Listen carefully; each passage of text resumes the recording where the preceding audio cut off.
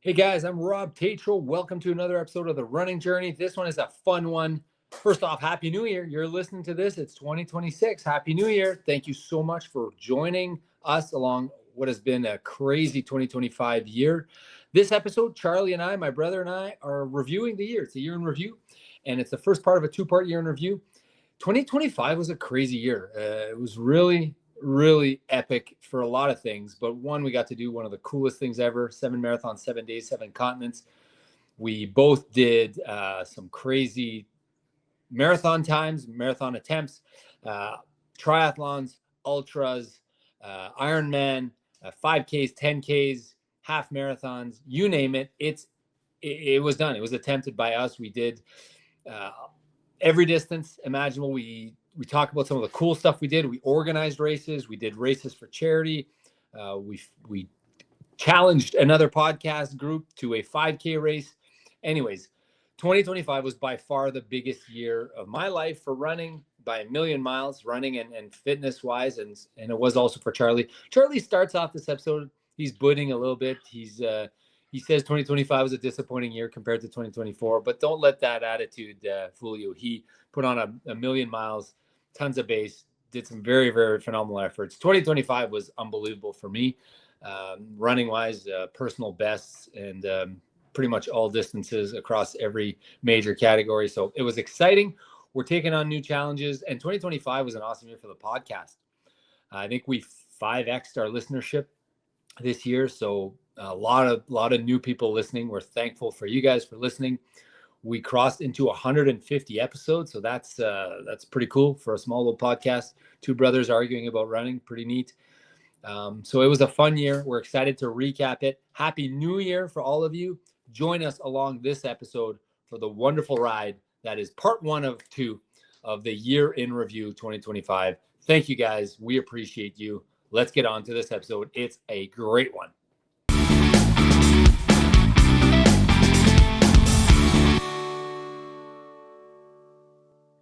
All right, guys, welcome. Year in review episode. Merry Christmas to all you guys. You're probably listening to this on New Year's Day or a few days after. So thanks for joining us again. I'm Rob Tatro. This is my brother, Charlie. Charlie, good to have you here. Yeah, great to be here. Let's go. All right. So we're talking about 2026 year in review. Today's episode is going to cover roughly the first half of the year. I had some fun, honestly. I had some fun scrolling through all my runs this morning and all my activities, and it was a fun one to just review the year. When I first asked you to do this, your first words were, "I had no highlights." And what did you say? Well, I didn't have a lot. I had a couple, I but think you. I feel like it was a down year, but compared to Why do you think that? 2024. Well, 2024, I did a couple of things that were pretty, I'd be Epic. very proud of. Yeah. I mean, I did a few in 2025, but I'd say that, like, my Ironman is still kind of maybe my highlight. My Ironman California is still kind of my all-time highlight, I would say. Yeah. What was your time there again? 9:47. That is unbelievable. Wow, that's and fast. and then that backyard. Well, it wasn't a real backyard, but that last one standing we did was also a big highlight. You finished podium on your first ever backyard. Yeah, and then I had a really good Boston that year, like in tough conditions. I ran a 3:03.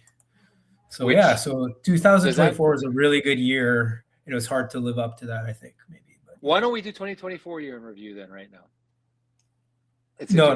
Let's go. Let's do 2025. It's a joke. There's going to be some things. So is 2025 still your? Sorry, 3:03. Is that still your PB? Non-cheater PB. I consider it the best marathon I've ever run. Yeah. Okay. So, how are you feeling? I mean, I think the one I ran, the 2:54 that I ran, was pretty good too, but downhill. But I think the 3:03 in Boston is still my best marathon, I would say. I think you executed on that 2:54 day, like checked you crushed that day. Yeah, everything went well. Yeah. But your 303 is a better accomplishment for sure. I would agree with that statement. Yeah. In Boston with 50,000 runners on a very tough day. Yeah, that's a good accomplishment. Yeah. Okay, so maybe I'll save the rapid fire for questions at the end. I've lined up my races in order, so I got them. I got month by month recap here. So for me, January, I don't remember what you did January, but we know January was a busy month for us because we started 777. Those of you that weren't listening to the podcast at the time, Charlie and I did 7 marathons, 7 days, 7 continents. Before that, on January 4th, I was in Phoenix with the family for the weekend. I did the Santan Scramble, which was a trail race.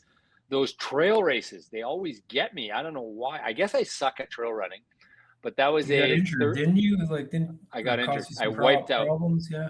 Yeah, I wiped out, fell really hard on my hip. I was bleeding on the side of my hip. I had all this bruising, blood bruising on the side of my hip. And it led to like a very tough hip injury that just wouldn't go away. That was early in the year. I was worried about 777. It was a recurring injury. I ended up doing a decent time at that Santan Scramble thing. But the point was that I should have quit on that injury, but I just kept going. I said, there's only 10K left. And I did it. That was I don't remember if you had anything significant before 777. Probably not. No, right? I think I just had a bit of a downer after that. The Utah, the last one standing, and I just gained a lot of weight. I'm looking at my January log here, and a lot of heat training happening. I remember this was fun. So I remember I would go and I'd wear like all my winter clothes. Oh, yeah, that's right. But I would go indoor and do my runs like at the track, and I was just dripping in sweat. That was fun. And then, so and you then did after I would go in the sauna. That's crazy. So you were doing that to prep for like Dubai and all those tough marathon, Perth and all that? Or remind me, what were you doing that? Yeah, exactly. Yeah. You wanted to be ready for 777 specifically. Yeah, because we knew that it was. So I think it probably helped a bit. It probably helped a bit. Yeah. Speaking of guys doing heat training, I'm in Cancun right now. I got to tell this quick story. I went for a run this morning. Quick story. There was a guy, a runner. He was a jogger. He was wearing jogging shoes. He was wearing leggings. He was wearing shorts over top. He was wearing a full fleece Lululemon running jacket with the hood and a toque underneath, and he had the gloves. It was cold out there. It was cold out there, wasn't it? It was like 23 degrees this morning, 22 degrees. Maybe it was 19 or 20. I don't know. But this guy, I was like, what is happening in this guy's life that how is this possible? I know I've said this before on the show and I bring these up. Like maybe he was doing heat training. Maybe he was pulling a Charlie and was doing heat training. Maybe, or like people have different regulation points, I guess, depending on where you're at, What do you think the temperature is in that guy's house then? 27? Well, I mean, maybe he's from that area and there's just no AC in his house. He's always hot. He's regulated. Yeah. Anyway, so you were doing heat training. That was fun. I was trying to hope to get ready for 777. 777 was for me, like, I think the coolest running thing I've ever done. The coolest thing I've ever done. It was, we ended up doing it in 5 hours, 19 minutes. You want to take the viewers through just kind of the beginning and I mean, 777 was super fun. Stressful a little bit to me anyways, because it was like just nonstop, trying to figure things out. Like when we got there, we enjoyed the first couple of days. The first couple of days in Cape Town, you went hard. I wrote down, you went hard on the Antarctica run, man. You wanted to get that podium. I wrote down that I ran a 3:49:53. And what was your time? 3:37. Wow, that's crazy. That was crazy. Remember that she was such a good runner, but like she was so overdressed. What was her name again? For that Estefania? Estefania. Yeah, she's like a LinkedIn famous or whatever. She's like a Spanish celebrity. She's a 32 10K runner or something. So who finished second then? Because I passed to Paul. It was Paul and the two guys. Oh, Paul and okay. And Alan, Paul and Alan. Paul and Alan won 2, and then I finished 3rd. Okay, because And I passed they were both of the ladies. Paul and Alan were beauties, man. They were so competitive, but they were like so low key competitive. Were they more low key competitive than you and I were? I'm joking. Definitely more low key. Yeah, we weren't low key as much because they were encouraging each other, and we were also encouraging each other. I mean, like they were so, and yet they both wanted to win. But they knew the differences. Oh yeah, they knew exactly how many minutes they were behind, and what he'd have to do, and what the strengths were. Yeah, Paul and Alan were beauties. Yeah, they're doing well. When we went for dinner with Alan, that was fun. Yeah. Yeah, he was talking about how many minutes he had to make up, or sorry, Alan won. Paul won. Sorry, so Alan was talking about. Yeah, Alan was talking about how many minutes he'd have to make up, and whether or not it'd be doable. Antarctica, super cool like experience, just flying to Antarctica on that plane. We couldn't sleep there, couldn't sleep on the way back, like a plane that was shaking the whole time. And then we land in Cape Town, and all of a sudden, boom, you're doing another marathon. Like right away. We landed in Cape Town. Don't bother sleeping. We're just doing a marathon. No sleeping. You're just going to do another marathon right away. And I remember thinking, oh my God, I'm looking at my chart here. These 15-minute miles. Anyways. Yeah, not a good day for me. I don't know about you. No, you had a much better day than I did. I did a 5:18, I think, 5 hours and 18 minutes or something like that. Well, my first half was in an hour 54. Yeah. The second half was like 2:10. Yeah, 2:10. 7-minute kilometers. Not terrible. Yeah, but got it done. I thought I was injured that day. This is the first time I've ever had a mental I convinced myself subconsciously that I was injured. Like I actually believed that I was injured. And I wrote about it. I wrote it in my journal. I wrote it in my diary. I talked about it on my Instagram. I was like, I'm injured. And I called Q, and turns out I wasn't injured. Turns out my body was just telling me to stop running because I was so fatigued, I believe. I don't know for a fact what happened at this point, but man, I was so fatigued because we didn't sleep on the way there, right? We didn't sleep the night before. We didn't sleep that night. So we had 2 consecutive nights of no sleep, and we did 2 marathons in there. I think for the same reason, I convinced myself I could run a 3:45 that day. I was like, I'm going to run a 3:45 here. In Cape Town? That's what I thought I was going to do. Yeah. And then all of a sudden, like I crashed, like I was a plane crash. Like I think I did a 3-hour second half. Like I think I walked most of that entire. You walked a lot, yeah. Yeah. I mean, I got it done. So whatever, but I remember going into the guy from Australia. He was a beauty too. He helped me out. Yeah, it was so cool to have that guy help me. Man, that guy's wherever he is today, he's probably loving life and just having a great day. A beauty from Perth. I know Phil Gill. No, that was my Australian accent. It wasn't good. He's Gemma's husband. Okay. We then took the Forever plane to Sydney. Remember, like the guy's like, we're so sorry, but because of the wind, we're gonna have to stop in Mauritius. I think it was. I think that was just the normal. That was the plan the whole time to stop in Mauritius. Okay. Yeah, but it was like there wasn't enough fuel to do it in one 14-hour haul, and we slept the whole way there. I felt like $1 million. Woke up in Perth, middle of the night. We didn't see the sun in Perth because we got there. It was like, I don't know, 10 p.m. or something, and we ran at midnight. So hot too. Yeah, it was. Yeah, midnight. It was so hot, and we were lucky. Apparently, it was like 10 degrees cooler than the rest of the week. I know. We got the best possible day, and we still struggled. But at least we were back to like, okay, we can run. Because I think we did. Well, yeah. So this one to me was like 4:14. I did. We were at this point. I did 4:12:57. It says whatever. I don't know if that's right. No, we finished at the same time. We finished. Yeah, I forgot to stop my watch. Yeah. So, but this one was like at this point, all I remember thinking was like, I'm not going to get through this. So let's just do this one as easy as possible and get through it. Yeah. It was very, very. And it was still like hard. It was still so rewarding hard. Knowing, oh my God, I'm not dead. Like I can run still. And okay, let's see what the next one brings. Yeah. And another like 12-hour flight, I think it was, to Dubai. It was a long flight to Dubai, right? 10? Maybe 10 or something. Yeah, I don't remember.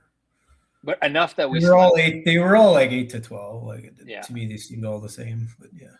No, they were noticeably shorter at the end, the last two. Okay. So Dubai, you had Was a really strong fun.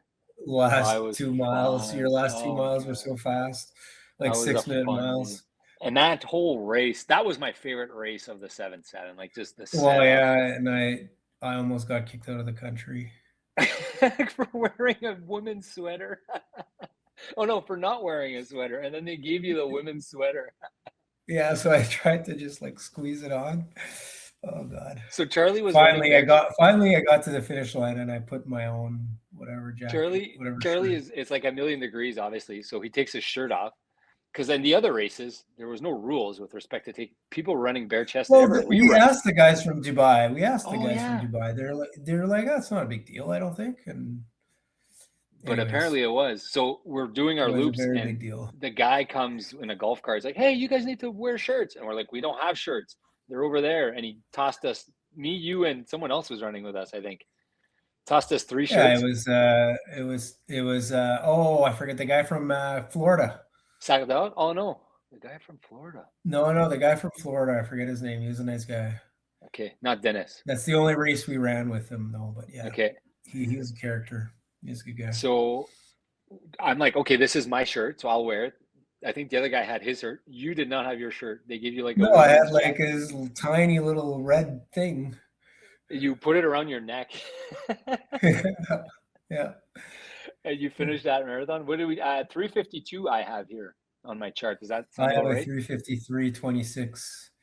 So this one you finished strong, and like a minute ahead of you. I also finished really strong. Huge negatives. We did huge negatives here. Yeah, let me see what the actual negative is for me. From what I recall. Oh man, I screwed that up. Now I lose it. And just the setup in Dubai was something else. Oh my God. Yeah, it was crazy. So awesome. Like we finished in the expo there, the Dubai Expo, which is like $1 billion complex, or I don't know, multi-billion-dollar complex. It's just the light. They had a big light show and a sound show, and we were the only ones in this whole place.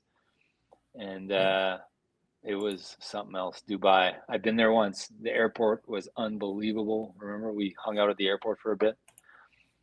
The airport was nice. The lounge was awesome. The plane was always great too. And then I don't know if you pull up your negative yet. Otherwise, I'll go to Madrid. No, I don't have it. Go ahead. Okay. Madrid was another hop, skip, and a jump. And this is another kind of fast-ish race. So the thing with Dubai, I'm just going to go back a bit, was that it wasn't as hot. Right. We started at 5 p.m. We started at 5 p.m. Yeah. I think. It was a reasonable amount of hotness. Yeah. It was. It felt cool compared to the previous races we had done. Well, what would you say, 25? 25? Is that a guess? Is that No, it was less than that. It was like 18, 19. Okay. It was very reasonable. Yeah. But Perth at night was way hotter than Dubai. Perth was way hotter than Dubai, yeah. Yeah. Perth was the second hottest aside from Fortaleza, right? I would say that Cape Town felt hotter because of the sun. Yeah. They were all hot. This is kind of shitty. We then did Madrid. You had a really good day in Madrid. You were feeling awesome. Remember, this was the course, the racetrack. We were on an F1 racetrack, and it was hills. Big hills. So many hills. All these hills. And we had a good plan. And we ended up passing all those guys on the last half mile or quarter or mile or whatever. You passed them first, and then I passed them in the last couple 100 meters for no reason other than you finished. Well, I think I averaged about that last loop. How long were those loops again? They were like 2.5 miles. I want to say, I thought there was we 10 did or 11 9 loops. Or 11. We did 11, right? Yeah. So it must have been 2 and a bit. So the last loop I did at a 6:10 pace or something. Like it was super fast. You were flying. It was fun. Yeah. And you left me with, I don't know how many loops left, but you were having a better day that day. And I was walking up. Those hills were very severe. I was walking up every one, And I think that helped me. But yeah. At this time, I'm still like 40 minutes behind you, I think. Does that make sense? Probably. What did you do in Fortaleza? 4:07. Okay, so I only beat you by 8 minutes. Maybe I was a half hour behind, something like that. I can't believe Fortaleza was only like my third.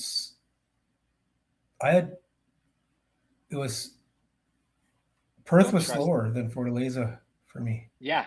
I don't remember that. Well, Perth, we were relearning how to live. That's how I feel like. We were so. It was like Perth was just a jog, basically. Yeah. Right? Remember, you were like, let's take it easy. Let's take it easy. Let's take it easy. Let's survive. Yeah. Let's survive. It did feel hard, though. Even that 412 felt hard because I think it was hot. It was hot. Well, Fortaleza was the hottest. Fortaleza felt like a sauna the whole way. Well, yeah. I checked the weather after, and it was 42 by 1 hour in. Yeah. So I don't know if you ever tried running in like 40-degree temperature. It's not great. That's the one to this day I've said those last two races I'm the most proud of this year. Yeah.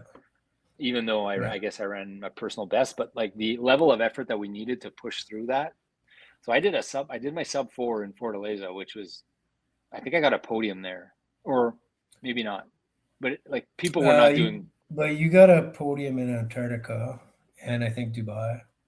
Okay. So I'm not sure about because I think what's his name? Antonio and the French guy. The French guy went hard. Started hard. They were in their element on that plus 40. Yeah. They had me beat there for sure. They had good days. But I remember you were coming back on them. Because I would check. You were coming back on them at the end, but that's still an amazing race by Antonio and Sagdal. We were drinking a lot of water every like 500 meters or like 800 meters. Every because there was multiple water spots on the short loop, right? It was like there and back, pointing back. Yeah. And there was water kind of. I remember they were worried about me after. They were. Like, they had like they just kept making sure I was like cool or whatever, but I think it's because I kind of finished hard considering how overheated I was. I thought you had done, but I remember it was like walk 1 minute, run 2. It was something like that. Like I was barely like I was just trying to keep moving at the end. And I was still passing a bunch of people. Like what I'm recalling of you that day, I thought you'd like suffered way more than a 407. I thought. Oh, I did suffer lots, but I know you suffered, but you pulled it together. Is what I'm saying. What was your time for that one? 3:57. So you only gained 10 minutes there. I know. Yeah. Okay. So I needed to. You'll correct the numbers, but what was I? 20 minutes behind or something going into the last one? 24 minutes or something behind? Do you recall? I don't remember. I thought it was more like 20 or 15. Okay, whatever. I was something of a gap that I would need to have a day on the last one to pass Charlie. And Miami, it was a short flight, and they started the race at midnight. Do you recall? Yeah, midnight, 1 in the morning. Yeah. We were supposed to run that one the morning. It was supposed to be like 10 a.m. or 8 a.m. or something, and we had a hotel room booked, but they decided let's just run it now. So we ended up doing 7 marathons. 7 days, 7 continents in 5 days. 6 days. 5 days, 19 hours. So, and because the third one is the time that you take from start to finish, right? Because the last one is the one that matters. I ended up getting the third fastest time for doing 7 continents. Because I got a podium in Miami. That's where I got my second podium. I got in Miami. I passed Stefania on the last mile in Miami. I did a 3:30 something in Miami, which was because we didn't sleep there. We did 2 in the same day. Yeah. So mine on Strava, it says, okay, so the Strava numbers aren't right because when you stop, it doesn't take your time. So I think I stopped quite a few times for that one. So I'm going to see Training Peaks to see what I think you came in right over 4 hours. 4:03. For sure it was over 4 hours. That's why I'm like, my Strava is saying 3:57, but I know it was 4 hours. I know it was over 4 hours. I had set for myself 8 goals going into that thing. Sub 4 every race, did not get it. Sub 4 average, did not get him. Podium a race, got it on the first and last race. Enjoy every day, did not enjoy every day. 6 of 7 though, not bad. I hated Cape Town. Top 5 overall for men, got that. Time of my life, got that. Meet a ton of cool people, got that. And my last goal, I didn't tell you this, but beat my brother, and I got that. So that was a pretty roaring success for me, and learned a lot. By the way, one of the lessons. Oh, okay. So yeah, I guess all my numbers are wrong. Perth is saying 425 here. Oh, maybe I didn't stop it. Fortaleza 421 because of all the stops. So it was way worse than 407. Okay. So yeah, I chipped away more time. And Miami 401. Yeah. So I would have gained almost an hour. You were like, I remember you were like, why didn't you just try to break 4 hours? I was like, dude, I couldn't go any faster. No, I just I was at that point. Well, I just had, anyways, I was having issues that day. So, and we talked about this in those episodes. If you want to go back and listen to those episodes, I think those are some of our best episodes, but we had to struggle between, I only have so much time. Do I eat? Do I sleep? Do I work on my muscles? It was a constant battle for time. And because you're carrying your suitcase, you're going to the van, you're getting in a van, then you're going somewhere, then you're in a bus, then you're taking your suitcase off, then you're getting ready for the race, and it's repeat. And there just wasn't enough time to do all the stuff that we wanted to do just to get ready for the races. So it was a constant battle. But I remember you mentioning something that day or after. You said, man, it's crazy how day to day, same sleep, same whatever, same fitness, you could feel so different for a race, right? I think I had said something like that. Like one day to the next. And it reminds me of, I listened to so much variance in your ability to perform. Yes. And Carolyn Coffin, her episode, I don't know if you listened to it, her race recap of the marathon project, she talks about how she was convinced she was ready for a sub 320, and for some reason it didn't happen, and she's struggling to understand why. I feel like screaming at her, Carolyn, it's, one day to the next, there's a huge variance, and it's not you. It's not your fault. You gave it your all. It's just that day, for whatever reason, it's not because, it's not sleep. It's not, that day, your body wasn't as ready as some other days. And just be proud of what you did, I would say to Carolyn. But anyways, she's beating herself up over her time in Phoenix. Next, after that, wrap on 777. Sure. Yeah. I got into right away. I got into my London build, and it was fun all of a sudden, because that it looks like I took a week and a half off. Yeah, I think I took about a week off, and then I got into my the build for London Marathon begins February 18th, and I was really excited. I had set sub 4 as a goal. I was pumped. I wanted to do it, and I think that last marathon in Miami gave me the confidence that I knew how to run a marathon. I felt like I crushed the delivery and the execution of that race, and that 3:37 felt like a sub 3 for me that day. So I was like, okay, I'm going to do well, and I'm going to start building, and I'm going to take this seriously. And that's the most serious I've ever taken a build ever. I was so dialed in and locked in. What did you have next at this point? You started your Ironman? No. What did you start training for? Boston. Oh, yeah. Right. And you had less time than I did. You had 10 days less than I did, I think, something like that. Yes. 6 days less, maybe. 6 days less. I mean, so I'm seeing that I'm skipping a lot of downhill run strength circuit. I did a 5-mile fast finish in Cancun on March 2nd, and I did the Cancun half marathon, which was fun. In the month of March, before April, I lost every hockey team league I was playing on, including the Curé, Law League, Canaccord Hockey Tournament, Family Tournament, St. Malo. I just kept losing at all of them. Late March, we had the CMB Canada Half Marathon. I don't know if you recall this, but this was one of the most stressful days of my life. It was the snow, the ice was just crazy, and I was worried someone's going to break their leg. And anyways, the race went off without a hitch. We had the most participants we ever had. A whole bunch of new people came. So that was a big hit. Not sure what you thought about that day. Did you, I forget, did you run it? You paced it or something? I was away somewhere, I believe. Oh yeah, you were gone. Okay, yeah. I was away for work, I think. Yes. I did a 3-mile taper for my London marathon. I don't know what you did, but that training run that I did in Manitou by myself on a very, very cold day where my water balls froze because I left them on my car, and I was running back and forth, and I was trying to get water, and my water froze. That was the best workout I think that I've had all year. I was thinking about that this morning. I think that was my best workout of the year, was that 22-mile race prep with a 10-mile fast finish. And it gave me the confidence that I thought I was going to do well in London. Do you remember your build for Boston at this point? Yeah, I'm going back through it. I mean, there's a lot of kind of iffy workouts where I'm not quite in shape that I want to be. 6:53, 6:54 for a 5-mile fast finish.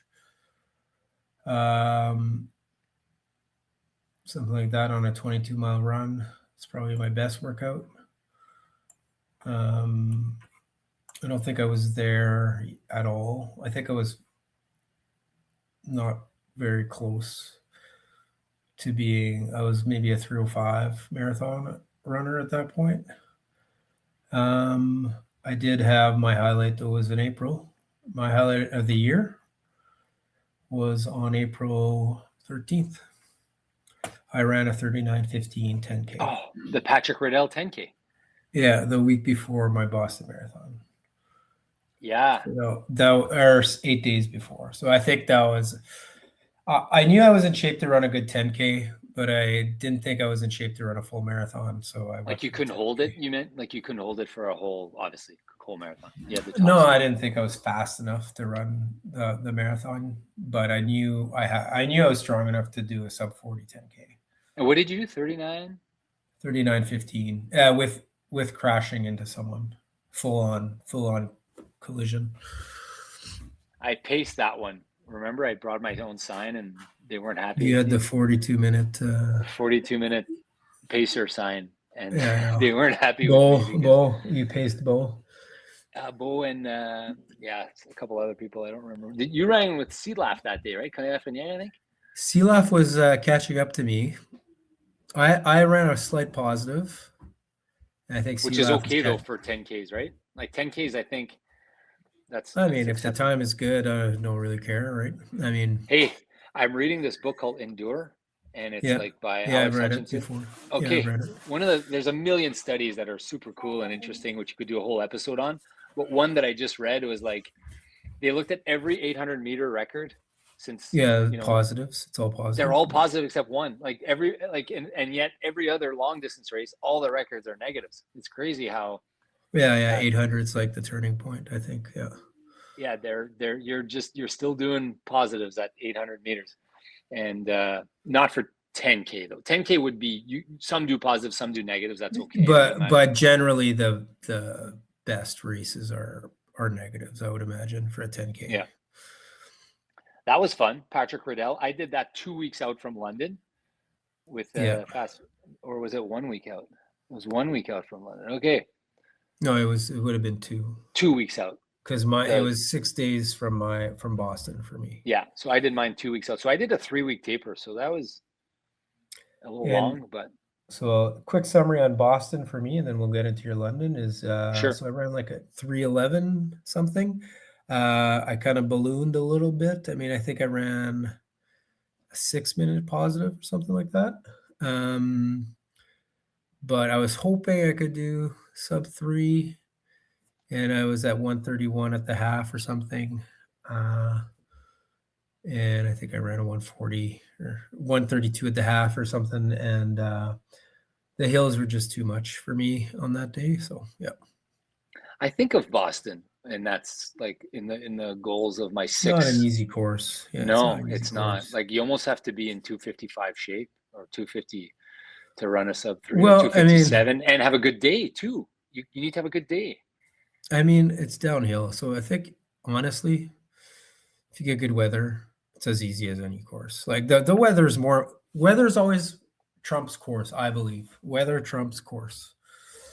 So if you get good weather, I'm thinking that I've been talking way too much to Dwayne Wheeler. Shout out to The Rock. And I've mentioned this before, he's doing 6 majors in 2026, and 6 of the 7. Did he do 6 in 2025? I feel like he's done them all. I think he missed 1 or 2. Like it's tough to get the bibs for him, right? Oh, okay. But he told me he's got a fast track on a which one's he missing for next year? London. He's missing London. And He's if he gets He's done London. No, but like for the like to calendar get it year. all in 1 year. Yeah, to get it all in 1 year. Anyways, well, Boston to London is tough because you get 6 days apart. 6 days and you got to fly across.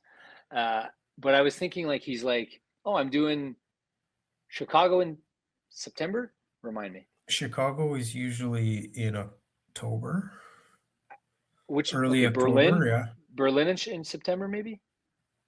I think Berlin might be in September, yeah. Anyways, they're in different months. And then he goes, and then New York in November. And I was, oh yeah, no, New it's York's Berlin. November, yeah. It's Berlin, then Chicago, then New York. And I was thinking, if I'm in good shape, New York's the funnest race to run. I got a qualifying time for it. Why wouldn't I do Berlin and New York in 2026? Yeah. Is there any reason? 7 weeks apart, plenty of time, right? Satellite championships.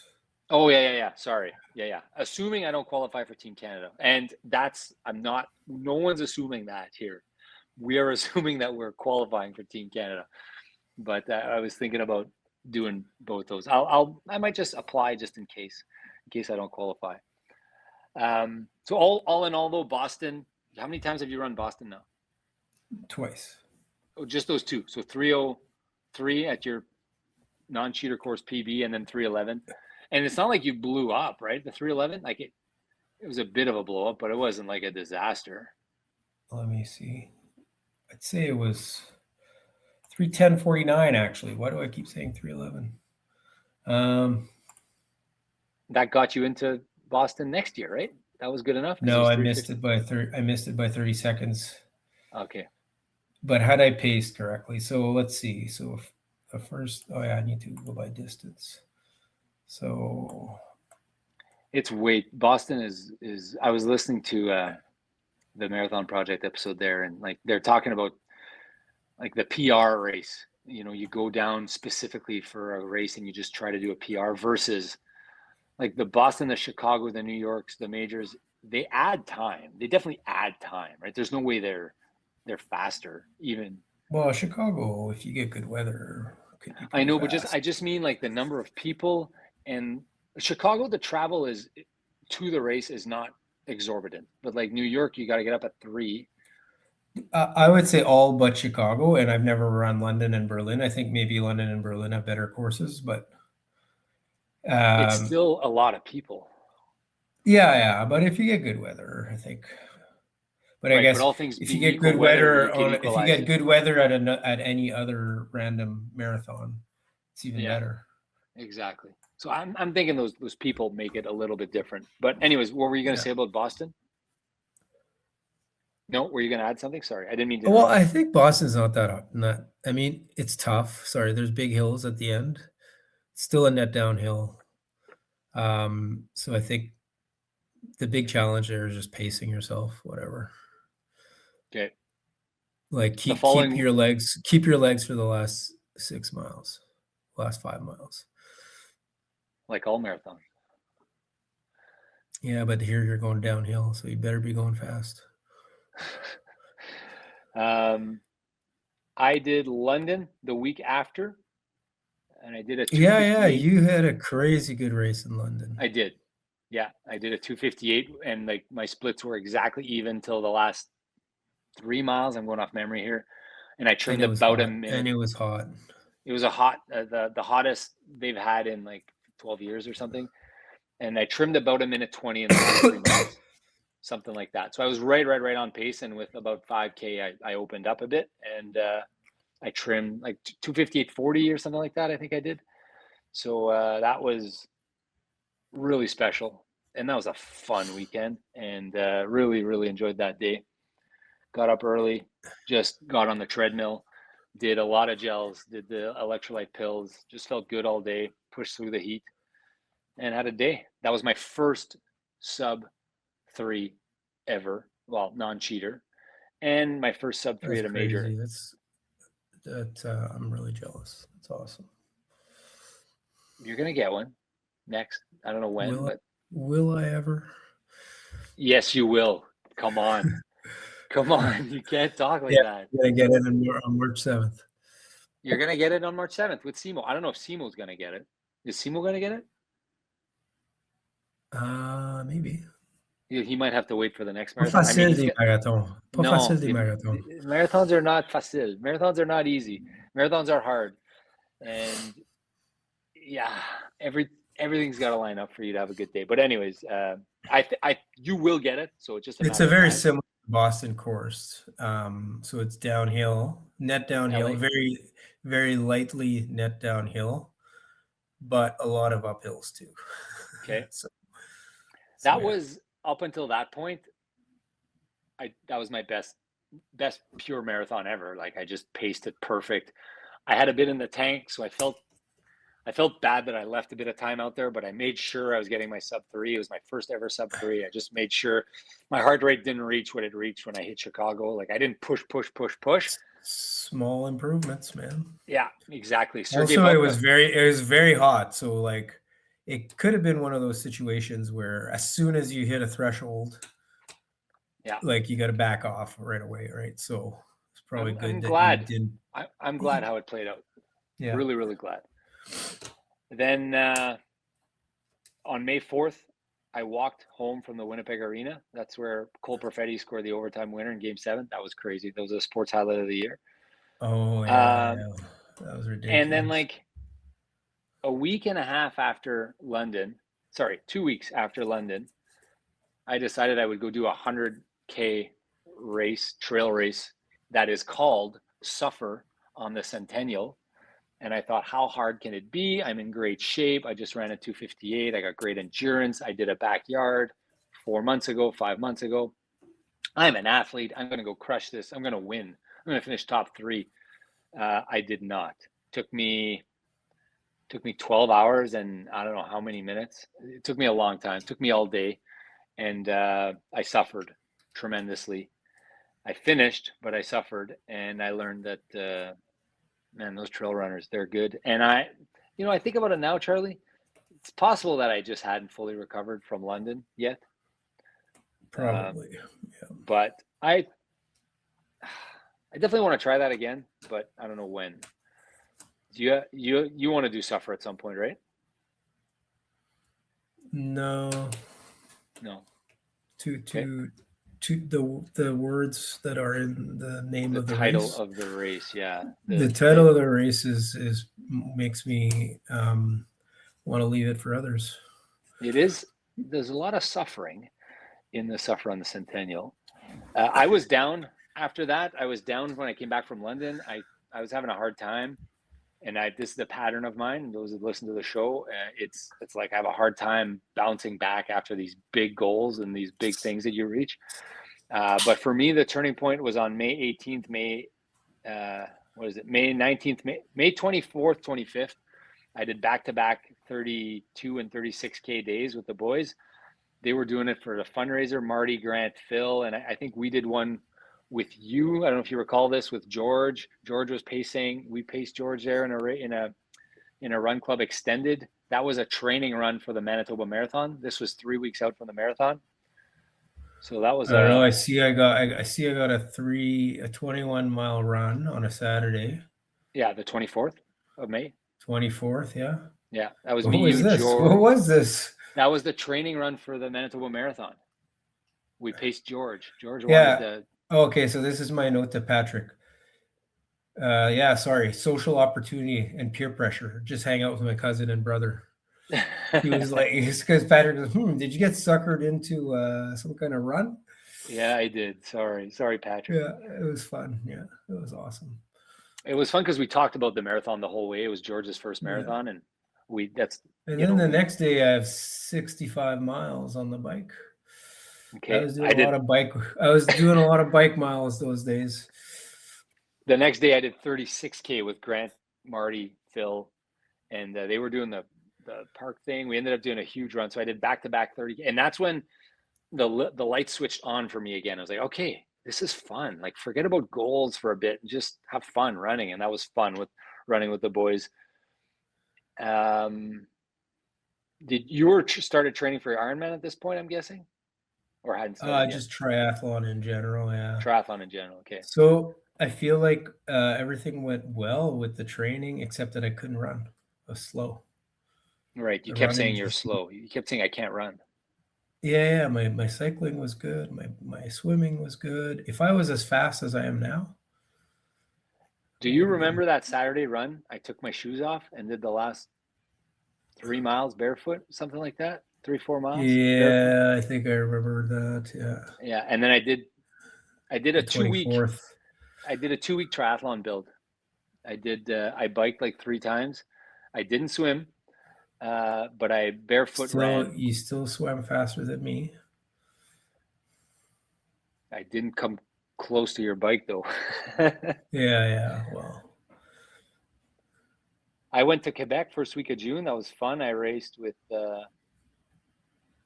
some CMV advocates out there. Okay. We passed your Guinness World Record. No, it's coming up here. Okay. I think. Yeah, it's next week. And then we did the run for your buns, which was fun. We went for cinnamon buns with a shout out to Carolyn Fisher and Big Sky. That was on June 7th. That was fun. And then the barefoot Guinness and your Birds Hill triathlon. Well, I got the Guinness record this year. For those of you who don't know, I got it. It's in my wall. It's at the office. It's posted. Fastest barefoot Olympic distance triathlon. I beat the record by, 22 minutes or something. I was on fire, barefoot speaking, relatively speaking. I think I did a 40. Your feet were on fire as well. My feet were on fire as well. I don't remember, 42, 3-minute 10K, something like that, around there. You were faster than me on the 10K. And faster on the swim. I beat you out of 2 out of 3. So that means I win. Yeah, exactly. Did you hear the joke? There's a joke there. I forget exactly how it goes. So it's something like this. So on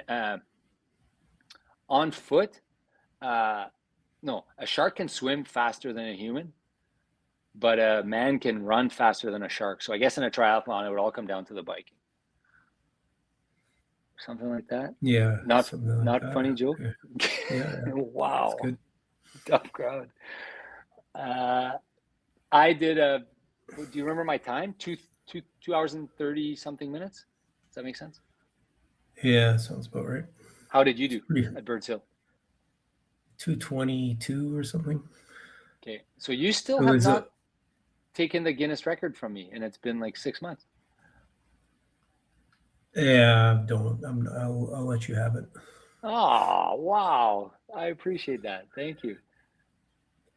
I feel like maybe next year, if I focused on triathlon, I could be really fast, but I don't know. My shoulder's worrying me, and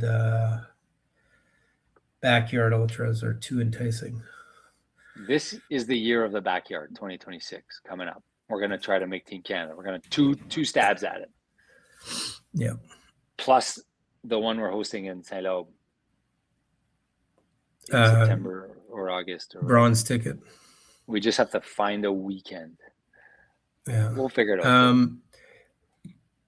Okay, so we're in June. So yeah, you're June, now the barefoot. Guinness World Record holder. I'm the Guinness World Record holder. You just finished top 11th or something. Oh, okay. Did we do anything before? No, the following weekend was a Manitoba Marathon, I'm pretty sure. Manitoba Marathon, yeah. That's a busy week, June. It's like there's multiple races every weekend. It's triathlons, it's races, it's Manitoba Marathon. June is arguably the busiest month of the year in terms of races. Well, right? If you're doing triathlons, yeah. Yeah, triathlons are... Because then there's St. Malo the weekend after, right? Yeah, St. Malo is the weekend after. So you end up going triathlon, Manitoba Marathon, triathlon, right? Yeah. Back to back. So marathon, we paced. You paced. What did you pace? 4:30. 4:30, correct. Yeah. That went well. Okay. Listen to our episode if you want to hear us describe in detail the. By the way, we probably have an episode for every one of these races. If you're dying for more, go back into the archive and listen to these episodes. I did the 3 hour and 45 minute pacing duties, and I won the Golden Carrot for best pacing effort at the Manitoba Marathon. I'm pretty excited about that. You missed it by like 10 seconds or something? I was over by 30 seconds. Tried to run what I thought was the last 1.4K in the time that it would take 1K. So it didn't quite do it fast enough. Yeah, that was a long course. But there were a lot. I'm looking at the photo here. Man, all these guys had a day. Is all these people. Yeah, it was fun. Marty, Grant, everyone in the run club ran, plus everyone in Vancouver. Phil had his kind of a breakthrough there. And Phil had a breakthrough, and Phil. Danny had a good race. Sonia. Chris's wife. Sonia, yeah. And Georges did his first marathon, I think. Paul did his second. Marty had a good time. If I have one of my annual highlights that happened today, should I wait till the next episode or what? Tease it, because I just want to know. Because I don't know. It was a virtual bike ride. Oh, okay. Are you going to remember to save it for next weekend? I'll save it. Yeah, I'll save it. Write it down. Yeah, I have it. Yeah, it's written down. Yeah. Okay, it's written down. We'll go on to the following week was the Papel-Jerry run in La Broquerie. Oh, this was awful for me. I remember I had like some weird. You had a cold or something? What was going on? No, weird cramping. I couldn't. I was in an insane amount of pain on my quads as soon as I started running, so I had to like walk the whole thing. Jeez. Our parents did their thing. Yeah, and our parents did really well though, eh? I'm trying to remember. Did you finish the half or did you cut it to a 10K because you weren't feeling well? No, I finished it. 1:51:25. Okay. I think I did my first kilometer was 3:55, but it was downhill from there. Right, but the course was actually flat for those of you that don't know. It was a very flat course, yeah. 150 or so registered runners, so that's good. That was the first year we did the race, which is twice as many as the World AIDS Marathon in their 11th year. So not bad. That's not a shot against you, Richard, in the World AIDS Marathon. It sounds like that, but it's not. I'm just pleased with our results. Some good times, some good people. That's where we met Gord Mitchell too from the Run Club. Gord came out that run, and where I met him. He's a keener. He comes to all the events now. And then I had my New Brunswick comedy tour the following week. I don't know about you. I was in New Moncton, Fredericton, Shediac, and Bathurst, and I ran a bunch with Louis Carmier, who's a beauty. And then that puts a wrap on the first 6 months. Wow. You know what we were I was training for at that time? Heavy. I was training for that Mike Check relay that was coming 3 weeks out. Oh, yeah. That was another disaster. I feel like my whole year was disasters. I'm just getting reminded of these disasters. It's a therapy session. We're playing the Jail of Flesh game. We're going through our worst, reminding each other of the worst memories. Yeah. I do have some questions I want to ask you.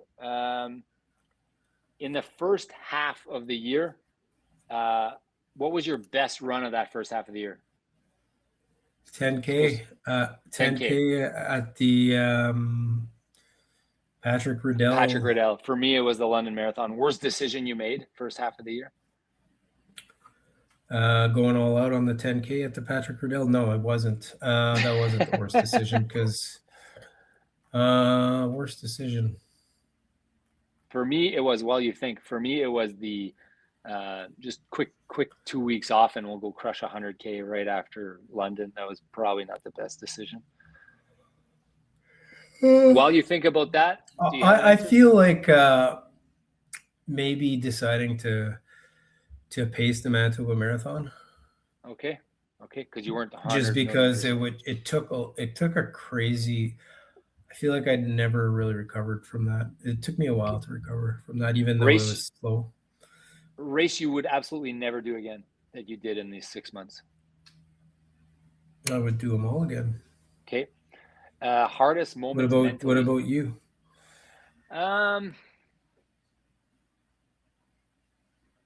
think I would do them all again. The Suffer, it's on my list. Like I want to do it now, like because I feel like I left something out there. Oh yeah, I would do them all again. Absolutely.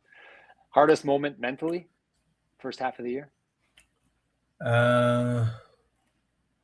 I'd say it was the disappointment of Boston. Okay. Most unnecessary suffering for me, it's simple because the word suffer is in the title. I don't know if it was unnecessary, but I believe it's necessary if you do the race. That was the most Do you have one? Suffering was necessary. Okay. It's very necessary. It is. Ooh, chills down my spine, Charlie. Like a serial killer. Yeah. Suffering is necessary in order for me to accomplish my goals. I love it. Yeah. Oh man, that's awesome. Workout that, call it, surprised you, or favorite top workout. I said mine. It was in Manitou. It was a 22 miler with a 10-mile fast finish. I vividly recall how I felt after. I don't have this for many workouts, but that day was something else. Do you have one? It's likely a bike workout. Yeah, like a 4-hour. Let me see. I'd have to go through them, but I had quite a few good bike workouts. Okay. I'll go with this 69 miler on Saturday, June 14th. Average pace was, I don't know how to calculate the average. That was the day before the Manitoba Marathon. Okay. Average speed looks like it was about 21 miles an hour. Nice.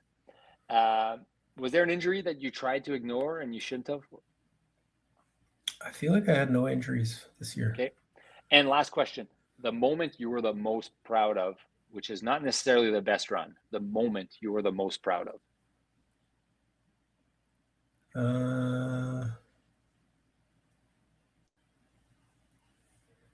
I don't know. It's a tough one. I think that the 10K. Crush your 10K. Awesome. What about you? Yeah, I think the moment I was the most proud of is probably that Fortaleza marathon. I talked about it a few times. Like that was so hard. And there was no reason to just go because times didn't matter, because it's like you're just running to run. And yet I dug deep and I found it and I beat 4 hours because that meant something to me. And that was that was 1,000,000 degrees. It was so hard on no legs. Yeah. I would also, if I reflect back, that Fortaleza, even though it was 4:21, I think mine was still like I gutted it out at the end. So yeah, that was a hard day, man. That was a very, very hard day. And marathons are hard for sure. It's one thing I learned this year. Anything else you want to add about the first 6 months of the year? Nope. Okay. The second half. No, I'm excited because I'm now excited about all the stuff that's coming in 2026. Like this was a fun exercise for me to do over the last couple of days, to go through my calendar, to pick out the races and to pick out the stuff. We did a lot, Charlie. You and I did a lot of races, like a lot of races and a lot of different things, and triathlon and Ironman. You did Ironman, I didn't do Ironman, but between us, we covered, super fast 5Ks, 10Ks, halves, fulls, multiple fulls back to back, triathlon, Ironman, ultras, 100Ks. Like between us, we covered everything that's in the running gamut. So trail, track, ultra, distances, all sorts of it. So I think that's something to be proud of. We certainly don't back down from challenges. So I'm proud of you for that, and I'm proud of myself for that too. So all right. Sounds good. Sounds good. So I'll stop there. Next week, we'll recap the second half. And Charlie, I will ask you about your workout a week ago when we record the virtual bike. And I got to tell you about my track workout with Phil and Gord, man. It was yeah. It looks like I'm feeling really fast. Okay, so let's go do a workout. Except for like, I've been sick. Like if I wouldn't be sick, like I'm still like 70% from that marathon. But I feel like as soon as I get to 100%, like I'm going to be fast. So anyways, I'm looking forward to it. It's exciting because like the faster I get, the more I think of Phil Gore. And Yeah. I'm like, I know I'm not Phil Gore. 16-minute 5K. But that's the thing. For him to be able to crush 3-hour marathons all day, and for him to crush 40-minute, what is it, 4.2 miles on day 5, it's because he's able to do 16-minute 5Ks, right? So yeah, you got to have the ceiling so that like yes. so that you can do. I mean, I think if you're doing a 50 looper, it's a different story What's because a you 50 probably looper don't. again? 50 yards. Let's say you win with 50 yards. It's a different story than winning with 100 that he has to do, right? Yeah, but what separates him at the end is that he's gotten so much more sleep than everyone else, right? Because but even for us to just get to 50 yards, which is an obscene amount of running for 2+ hours, 2+ days of running. It's a crazy amount. Yeah. We need to be like, the faster we are, the easier those easy miles are going to be. Yeah. But at the same time, we can still work on our walking. So it's a complex thing, and there's going to be days where we're going to do 9-hour days, or I imagine. I don't know. Have you talked to Patrick about your training yet for your backyard? Oh man, I've got so many ideas. I want yeah. I have a feeling you're going to be my coach for this backyard. Yeah, I'm just going to follow what you're going to do because I have a feeling you've figured this out. Like I was going to do like weekends of 30 yards, like basically like Friday night, Saturday morning, Saturday night, Sunday morning. And it's like 5 or 6. You're going to do it like nonstop, like see a Cheryl. Not nonstop, but like there's a bit of a break between each session. Okay. I was thinking of doing that for like the peak week, something like that. Where I want to do that. I want to do that. You're going to do some at night? Yeah, some at night and some in the morning. Some That's day what loops we need to do. That's what we do. We need to practice to try to sleep. Practice all that, right? Yeah. So then, and then you take a bit of a break, so it's not as hard as 30 yards would be, what is that? It would be 100. Like let's say you do 7 times 4. Let's say you do 7 times 4. So 4 sessions of 7. 7 hours you're talking about. Yeah, so that's 28. That's 100. You do one Friday. 104 miles. Friday night, Saturday morning, Saturday night, Sunday morning. Yeah, exactly. And then as you get closer to the event, you put them closer together. So it's like you could almost do like the Friday, Saturday, just 14 hours straight. Or no, would that be too much? Well, the thing is that I want to be able. Yeah, no, that's a thought. I think you want to be able to function for your family. Yeah, you want it to be sustainable. I think is so that you get kind of the same effect. I think if you do it more often. Yeah. I don't know. Maybe. I'm not sure. We should start doing those. Or is there, anyways, we'll defer this. Well, I'm still sick. So, I mean, once I'm not sick, I'm going to do some pushing this back, but we got lots of time still, but I'm excited for that. I'm also excited to go see MJ, the Michael Jackson impersonator, here at the Cancun resort. I hear he's good. I'm on my way to go see that. So, anything else you want to add, Charlie? No, have fun watching MJ. Yes, and we are going to record. You guys are going to hear part 2 of this year in review next week, where we review your Ironman, my run around PI, some marathons, some other stuff, all the stuff that we did since July. It's been a lot of stuff, and then maybe we'll forecast a little bit of 2026 in next episode, because 2026 is going to be fun. 2026 is not going to be 2025, Charlie. 2026 is going to be epic. I feel it. For sure. I don't know if we both qualify for Team Canada at the first event somehow. Post a number and we both qualify, but it's going to be a good year. All right, that's it for this episode, guys. Remember, don't forget to like, subscribe, share this episode with someone that you know, that you like, that they're thinking about getting into running, or just a friend, family member, whoever. We appreciate you guys. Thanks for listening to another year of the Tatro Brothers. This is episode 150 of the Running Journey for January 1st, 2026. This will be released. So thanks for following, and we're looking forward to listening to you guys along for the year in 2026. All right, more miles, less pace. Let's go.